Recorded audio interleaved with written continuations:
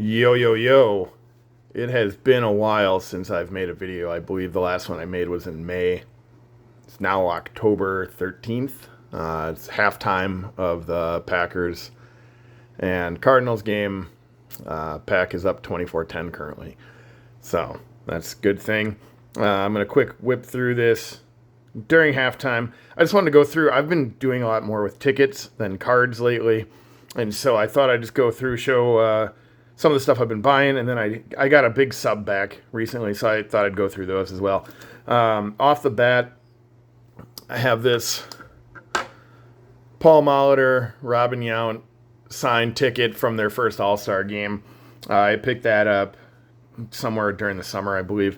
Yeah, pretty cool. As you know, I'm from Milwaukee, so the Wisconsin sport teams are my thing, and I pretty much I've been trying to stick with those, but you'll see that I'm kind of all over the board with these tickets. So, yeah, got that. And then I might have shown this already. This was actually a sub from a while back, but I was at Nolan Ryan's 30th win. I picked this ticket up a long time ago, decided to send it and get it signed. Got that taken care of.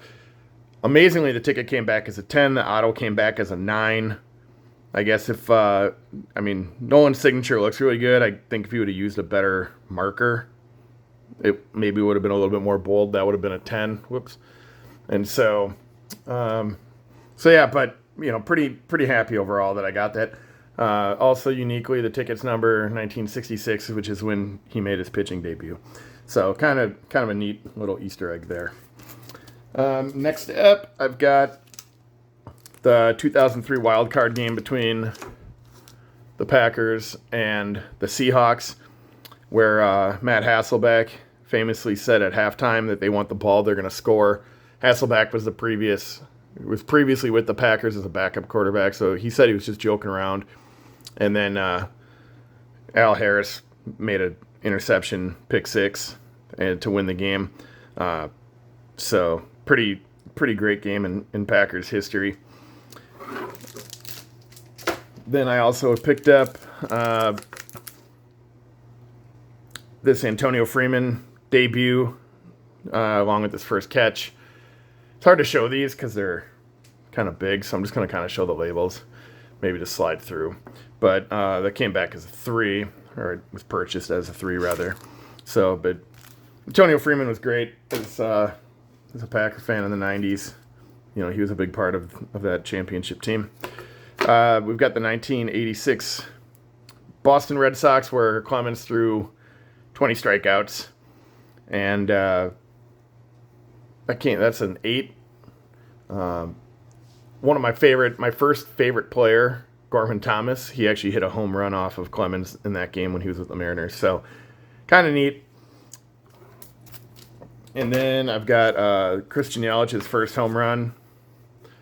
That's a 9 with Pittsburgh. These tickets are so long. They take up so much space. But it's cool to have them slabbed. I still haven't figured out how I'm going to display like any of these. And then the last one that I'd purchased recently was this Randy Moss Moon celebration, where he was at Lambeau and mooned the crowd, like fake mooned the crowd. And if you can go and find it, Joe Buck was like, "That is disgusting." And I don't know, it really wasn't nearly as bad as Joe Buck made it out to be, but memorable game. Even if the Packers lost that one, I don't know. You gotta to incorporate history of a team. There's not going to be all wins, so I kind of take that into account when I'm buying these. Then here's the sub that I got. It's like 30 some tickets. These two came back as do not holder. And this was supposed to be Nolan Ryan's. This was Nolan Ryan's last appearance in Major League Baseball. Little did we know that, or did I know when I purchased these, is that they made a bunch of them. And I bought 2 from a guy. And I'm debating if I just ask him for my money back or what I even do about this. Maybe you can help me out here. because I sent them out and they came back as don't holder. They didn't charge me for them. PSA didn't. And I didn't spend a lot on them. I think maybe 20 each, 15 each. I can't remember.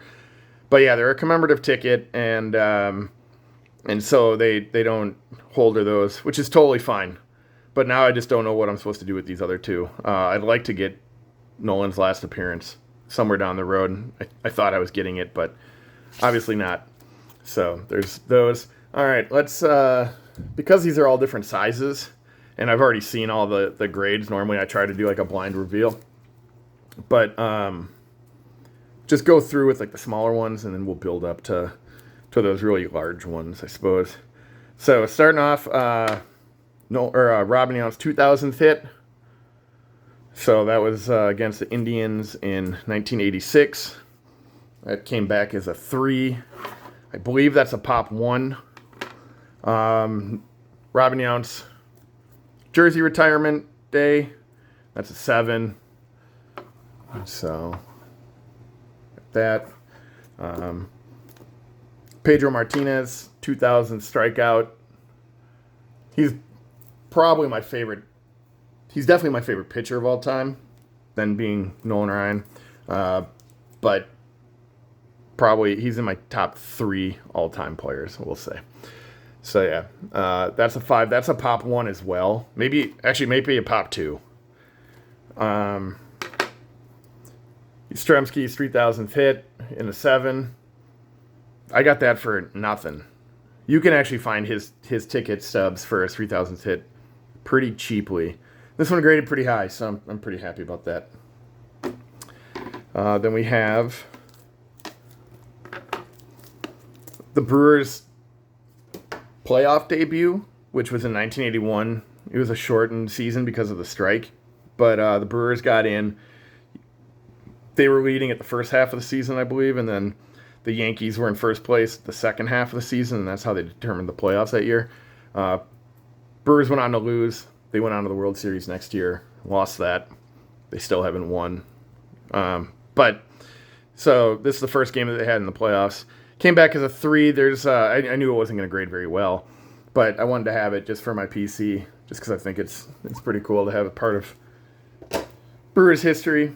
I picked up a lot of 1980 Chicago White Sox tickets for like super cheap, mostly just to get this ticket. I sold the rest off.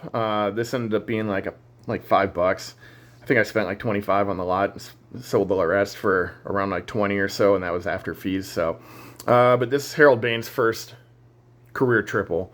So I'm going to be selling this. I just figured that there's got to be some White Sox fan that might be interested in it. It's probably not a very high dollar ticket. Harold Baines isn't like a great, isn't like a highly collected guy, but, somebody out there should have some interest. So tough thing about these tickets though, is that I don't know how to grade them or like how to price them at all.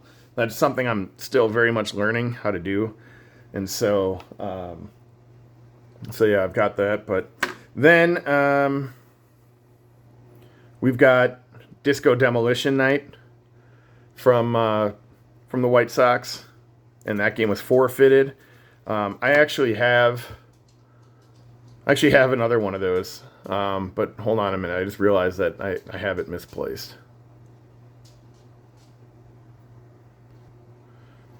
All right, we're back. Sorry about that. So I've got this one. That one came back as a 3. I'm going to sell that one, but this one here came back as an 8. I'm going to keep that for myself. There isn't a higher grade than an 8. I think the pop on that is like 16, 17. But pretty famous game in White Sox lore. The Disco Demolition Night. Everybody showed up with records. Everything started on fire. They couldn't play. The field got too messed up, and it was basically a riot. So look up the Dollop episode of Disco Demolition Night. It's a podcast. These two comedians that do U.S. history. Check it out, though. It's pretty sweet and pretty funny. Then we've got Hank Aaron's first game with the Brewers. I picked that up in spring, sent that off. Pretty happy to have that one. That one's actually going to go in my display case. So, yeah, happy to have that. And then I actually bought this one, but it was with these other two, because these are all going to go in my display case after this video. But this is the very first Brewers regular season game. My buddy Tom from Boogers, he found this. He subbed it, sold it to me. But I'm really excited to have it in my collection. You know, like I said, I'm trying to stick to mostly Brewers and Packers stuff. Maybe a little bit of Bucks, but much more interest in the Packers and the Brewers. And yeah, this is a great ticket.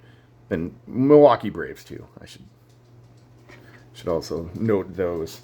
And some of those will be coming up. And then lastly, for the short ones, have this 97 Mets ticket from the day when MLB retired Jackie Robinson's number 42. Came back as a 3. I have another one that you'll see later on that's a full ticket. But, you know, an important day for Major League Baseball. I don't have any other Jackie Robinson tickets. I can't see myself being able to afford any other Jackie Robinson tickets. So this one, you know, is pretty cool for me. And, yeah, again, memorable day. Moving forward then, I've got the next size up. These are kind of all over the place, but I found this Tom Glavine season win number 20. It was like in an auction. I got it for super cheap. Again, I don't think I can maybe sell it for a lot, but there's Braves collectors. There's Tom Glavine collectors. And especially those 90s Braves teams. There's so many like Hall of Famers that were part of that squad. And possibly future Hall of Famers. I don't know if Andrew Jones will ever get in, but yeah. So grab that. Came back as a 3. I believe that's a pop 1 now. So pretty cool. Then I've got Yount's 2,500th hit. So I'm trying to put together his like major milestones. I have his 1,000th, 2,000th, obviously his 3,000th. Got his last game. That's actually the next ticket. If I ever find his debut, I mean, I don't know what that would go for. You know, our first hit, you know, 500th hit. But those are just a matter of time, I suppose. But I've been able to find all of these 1,000th, 2,000th, 2,500th, all for like very, very cheap, like $10, maybe 12 with shipping. So pretty cool that I'm, you know, piecing this together. And then I've got Yount's 3,000th that's been signed to go along with my Molitor 3,000 that's been signed. So, like I said, this is Yount's last game in Boston. You know, it's a 6. Subbed that myself. So glad to have that. I'm sure that's a low pop. I just don't know, you know, the numbers on it off the top of my head, but I'm glad to have it in my collection as a full ticket. Then I've been making a run at, I'm just going to quickly show these because they're not, it's just the World Series, 57 Braves World Series. So that's game 1. I have this ticket for game 2, but it hasn't been graded yet. And then I've got game 3 here from Milwaukee. And then game 4. And I have game 5, but it's in like a matted frame from when my grandpa went to the World Series game, and he kept score, and there was like a little pennant. And so my dad framed all those up for me. I'll buy another game 5 at some point, but I really just need game 6 and game 7 now. So we'll get those. They're not hard to find. It's just a matter of finding one that I think looks nice for a price that I'm willing to pay. You know, some people just want like $200 for it, and I don't know. Game 7 might be maybe the most expensive one, but yeah, until I find one, I'm not really too much in a hurry to complete it. And then I've got Willie Mays' last game. That's from the 73 World Series. In a 3. It presents really nice. There's on the back, there's a 16 on there for some reason. You know, I don't know what that implied, but yeah, that's what took the grade down. But otherwise, it looks really nice. So I picked that up actually right before Willie Mays passed away. So, and then I've got these concert tickets. These two were in my uncle's collection that I picked up, and then I got graded. But they're both fives. So Eric Clapton, but the main thing is that it was Stevie Ray Vaughan's last show. And they're both, like I said, they're both fives. There's none that are higher. Right after the show, Stevie Ray Vaughan and a couple other guys and the pilot got into a helicopter. They were going to fly to Chicago, and it was foggy out, and they ended up crashing into the ski hill that's at Alpine Valley, and everybody died instantly, presumably. So tragic, but my uncle was at the show, kept the tickets, and I was able to get them graded. So I'm gonna eventually sell one, but for now I'm keeping them both, just because again I don't really know what to price these at. So then I got this one here, the Ramones' last show ever. So I picked this up. There's one other one that's been graded, but it says the radio station where this one says at the Palace. I kind of think that saying where the venue is called is more important than saying the radio station that was sponsoring it. But yeah, they're, like I said, one of my favorite bands of all time. And when I found this, it took me a long time to negotiate with the guy, like weeks, maybe a couple months, where I'd just be like way too high, and then I'd shoot him another offer because it was still sitting there. And finally, I got him to sell for about half of what he was initially asking for. So I'll take it. All right. Got another. These are going to go quick. World Baseball Classic. So I started, during the last World Baseball Classic, I started buying these. But this one's a 6.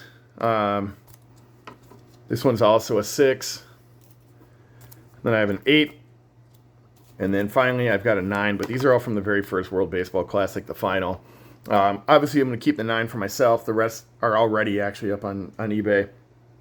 And so hoping that, those will sell off and I can recoup some of my grading fees and whatnot. I know I won't get it all back, but that's okay. But if you can break even on your grading fees with stuff that you don't necessarily want, I think that's a total win. So I got those. Then 2009 World Baseball Classic. Have that one. And then 2013. Now 2017 I don't have. I want to say maybe 2017 was canceled, and then 2020 got pushed back. And so, I don't know, there's one of them I think was canceled and they got pushed back, and that maybe it was all digital. And then the last one there was tickets for, and that was the one where the U.S. lost to Japan. So, yeah, I'd love to get that one. Shohei struck out Trout to win it. But World Baseball Classic seems like it's progressing as far as popularity, so I'm glad I jumped on those early. I don't know how hard they'll be to get down the line, but they're pretty cool, and hopefully someday will be seen as more historic. This next one I got is 75 All-Star Game proof. It's in a 7. It's a proof because there's no seat, or row or anything. It's just blank. When I got this, I wasn't necessarily, I wasn't necessarily thinking. I was like, oh, this is like a pretty good price. And I bought it, and I got it graded. It graded pretty high. I'm actually just hoping that I can just break even on all of it. So I think I've got like 70 maybe into it, 60, 70, somewhere in there. I'm going to try to sell it for like 75 and just, move on. Because I have another one from when my grandpa was there, and I got his ticket. I'd much rather have that one than that clean one that didn't have any kind of seat or row. All right, this next run here, it's kind of, I got a full ticket pack book from somebody, but these were the games that were interesting to me. In 2015, there's the Baltimore riots, and so fans were asked to stay inside as there's protesting starting outside the stadium and in the downtown area. So police were eventually able to clear that out, and the fans were able to leave, but they were held in the stadium for a little bit. So this one was a 9. And the grades on these, I don't know how much, they matter to a degree, but then this game was initially postponed because of the riots. I believe that's a pop 1. The last one I think is a pop 1 as well. There's more of these because it was the first game that was played without fans. The game was closed to the public. That's an 8. That's also an 8. So have those. But yeah, again, piece of history. These next 2, same ticket, but it's Ohtani's first home run. Again, I picked these up from somebody on Booger's ticket site, and I thought they would grade a little bit better, but there's wear on the corner on this one. I don't know if you can, you could probably see it on the upper left there, and same with this one as well. So that's probably what did it. But I know that those can grade pretty high, so I think I'm going to sell one and maybe try to find another raw one that'll grade better. They're like 75, 100 each right now, although that number could go up drastically if the Dodgers win the World Series coming up here. This one's kind of interesting and funny. This is in Griffey's last season, where allegedly he was looking to be pinch hit for, but when the manager was looking for him, he was in the clubhouse, potentially taking a nap.